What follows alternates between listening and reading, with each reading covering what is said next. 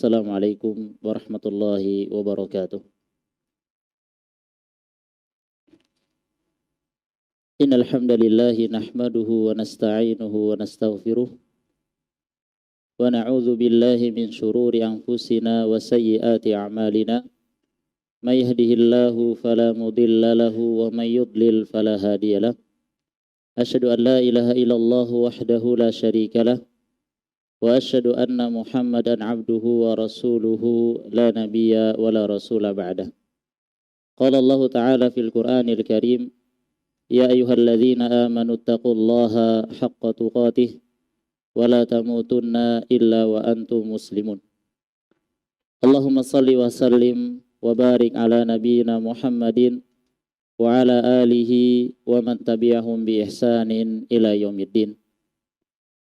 Ikhwani rahimani wa rahimakumullah. Bapak Ibu, saudara-saudari yang dirahmati Allah Subhanahu wa taala. Kita bersyukur kepada Allah Subhanahu wa taala atas limpahan nikmat dan karunia yang Allah berikan kepada kita berupa nikmat keimanan, nikmat keislaman, nikmat kesehatan, dan nikmat waktu luang, nikmat rasa aman, nikmat kemudahan beribadah kepada Allah Subhanahu wa taala. Salawat dan salam kita haturkan kepada Nabi kita Nabi Muhammad sallallahu alaihi wasallam beserta para keluarga beliau, para istri-istri beliau, para keturunan-keturunan beliau, para sahabat-sahabat beliau, dan kaum muslimin yang senantiasa mengikuti ajaran beliau hingga akhir zaman kelak. Kaum muslimin, Bapak Ibu, saudara-saudari yang dirahmati Allah Subhanahu wa taala. Ada hadis yang diriwayatkan dari Aisyah radhiyallahu taala anha yang ulun rasa hadis ini kita sering mendengarnya dan mungkin sebagian asatidzah sering menyebutkan hadis ini. Aisyah radhiyallahu taala anha suatu ketika menemui Rasulullah sallallahu alaihi wasallam dan beliau mengatakan kepada Rasulullah sallallahu alaihi wasallam, "Ara'aita ya Nabi Allah in wafaqtu lailatal qadri ma aqulu?" Qala taqulina Allahumma innaka afuwun tuhibbul afwa fa'fu anna. Tuhibbul afwa fa'fu anni. Para hadirin dirahmati Allah Subhanahu wa taala, di dalam hadis ini Aisyah radhiyallahu taala anha bertanya kepada baginda Rasulullah sallallahu alaihi wasallam, kata beliau, "Ara'aita ya Nabi Allah? Bagaimana pendapat engkau wahai Nabi Allah, wahai Rasulullah sallallahu alaihi wasallam? In wafaqtu lailatal qadri, jika aku menemui malam Lailatul Qadar, kira-kira apa yang harus aku lakukan? Kira-kira apa yang harus aku katakan?" Kata Nabi Muhammad sallallahu alaihi wasallam, "Taqulina ya Aisyah, maka katakanlah Allahumma innaka afuwun tuhibbul afwa fa'fu anni."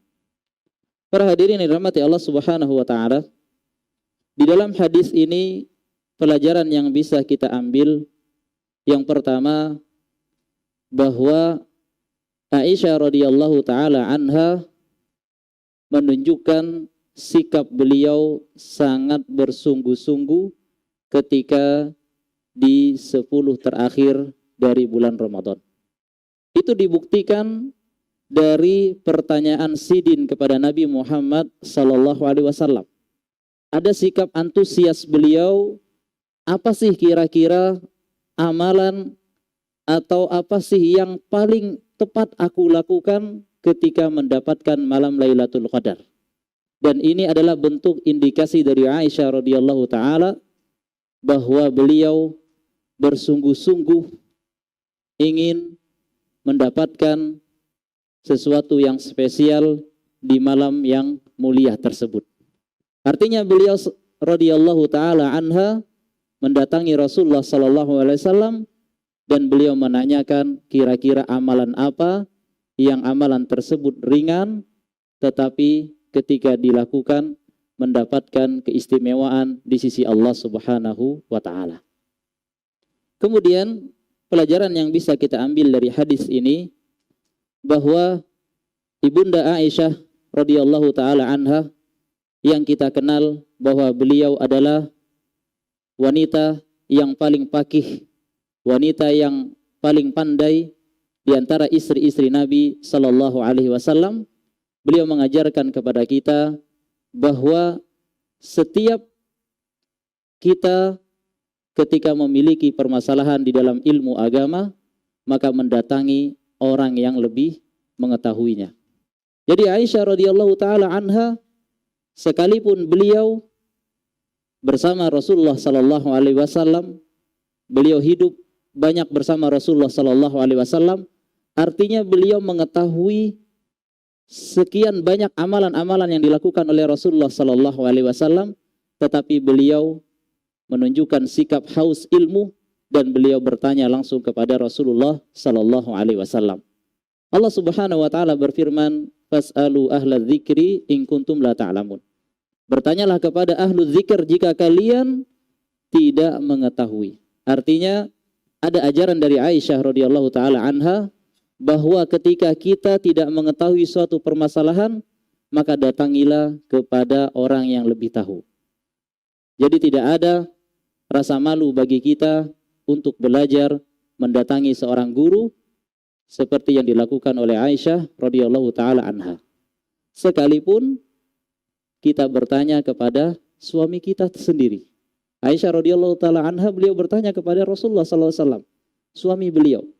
Jadi para akhwat, para ibu-ibu, bertanyalah kepada pemimpin-pemimpin kalian yang bungas-bungas yang ada di rumah. Gak usah malu-malu. Insya Allah beliau-beliau yang semangat menuntut ilmu ini yang akan mentransfer ilmu kepada kalian. Para hadirin rahmati Allah Subhanahu wa taala. Kemudian pelajaran yang bisa kita ambil dari hadis ini bahwa Rasulullah sallallahu alaihi wasallam mengajarkan kepada kita di dalam adab berdoa. Artinya ketika pian hendak berdoa, maka mulailah berdoa dengan memuji dan menyanjung Allah Subhanahu wa taala. Rasulullah sallallahu alaihi wasallam suatu ketika pernah mendengar seseorang yang berdoa kepada Allah Subhanahu wa taala dan orang tersebut tidak memulai dengan pujian dan sanjungan kepada Allah Subhanahu wa taala.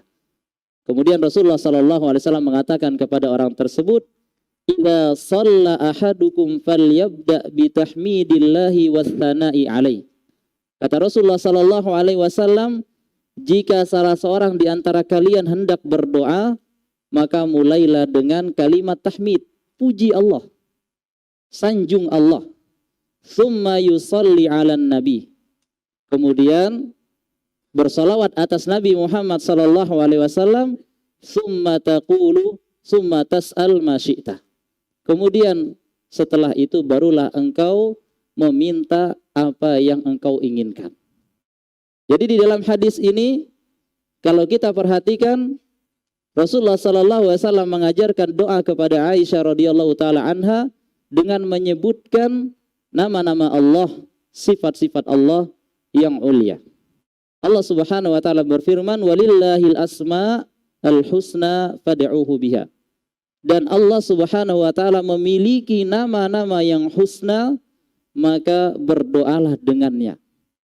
Jadi doa yang diajarkan oleh Rasulullah SAW, Allahumma innaka afuun, ya Allah, sesungguhnya engkau maha pemaaf. Tuhibbul afwah, dan engkau mencintai yang namanya memaafkan. Fa'fu anni, maka maafkanlah atau ampunilah aku. Jadi di sini ada tahapannya, kita memuji menyanjung Allah Subhanahu wa taala. Dan tentunya Allah sangat senang ketika ada seorang hambanya memujinya dan menyanjungnya dan mengagungkannya. Begitu juga kita sebagai manusia. Pian kalau butuh sesuatu kepada istri pian, Kalau ada maunya pasti kasih panggilan romantis. Ya cintaku, ya sayangku. Setelah itu baru ya. Tapi kalau pian langsung sambat namanya, nggak ada faedahnya. Mungkin bisa dicuekin.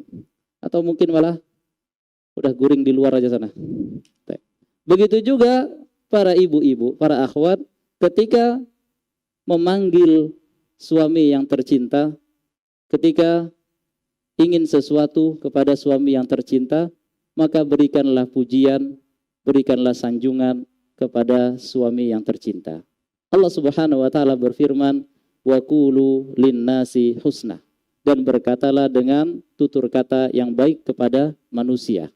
Terlebih lagi itu adalah teman hidup kita, orang yang kita cintai, maka tentunya kita berikan panggilan yang, pujian yang terbaik atau yang tercinta. Seperti guru kita Al-Ustadz Ahmad Zainuddin Hafizahullah Ta'ala.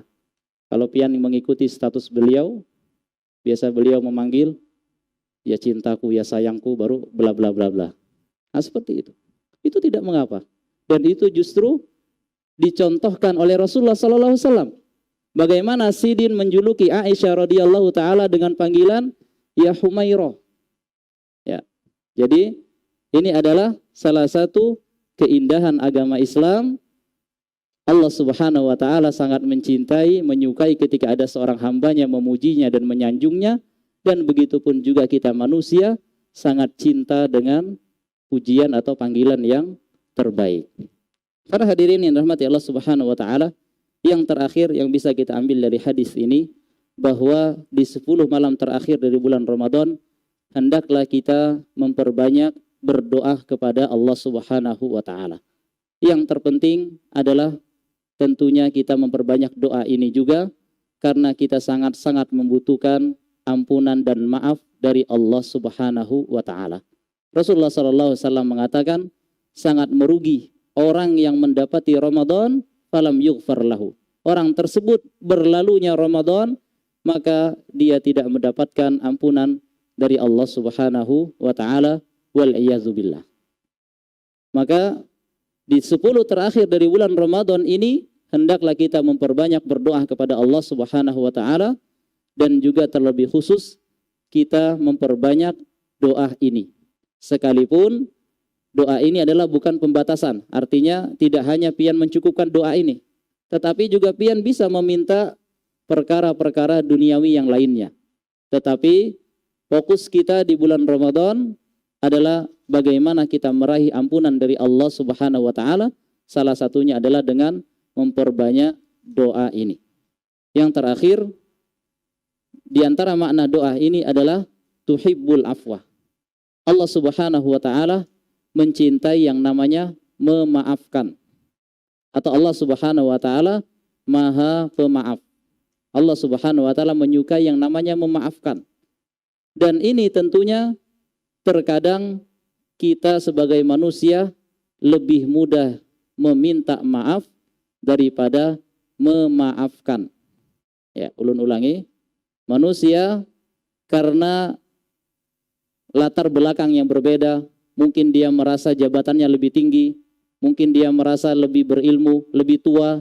Terkadang ada gengsi, ada berat di hatinya untuk memulai memaafkan terlebih dahulu.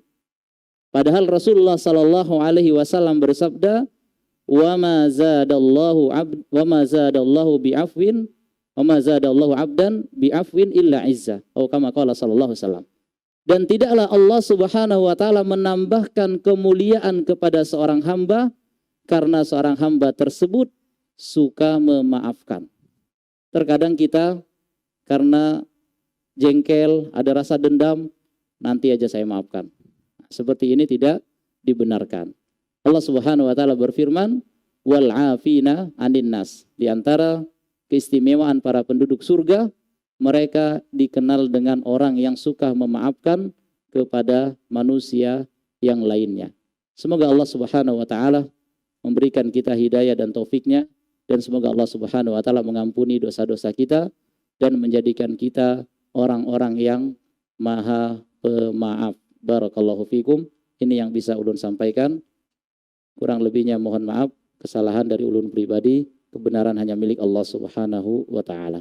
Subhanakallahumma wa bihamdika asyhadu an la ilaha illa anta astaghfiruka wa atubu ilaik. Assalamualaikum warahmatullahi wabarakatuh. Terima kasih. Jazakumullah khairan wa barakallahu fikum. Video ini dibuat atas partisipasi dari donasi Anda. Semoga menjadi amal jariah bagi Anda semuanya.